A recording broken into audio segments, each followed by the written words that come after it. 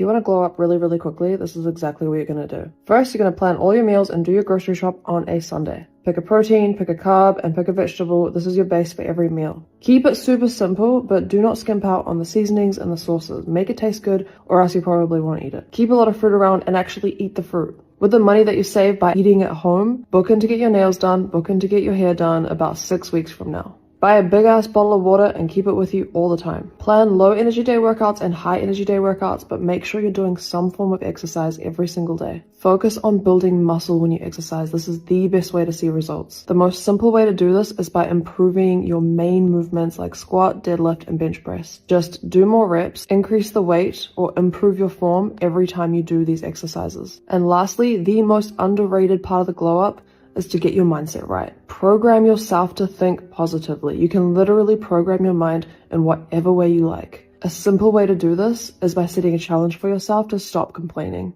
If you do this and take it seriously, you'll become conscious of every time that you start to think negatively and intentionally put it towards the positive. Try to do all these things every single day for the next 3 months, but there will be days where you don't. And that's when these 2 rules come in. Number 1, don't break the streak.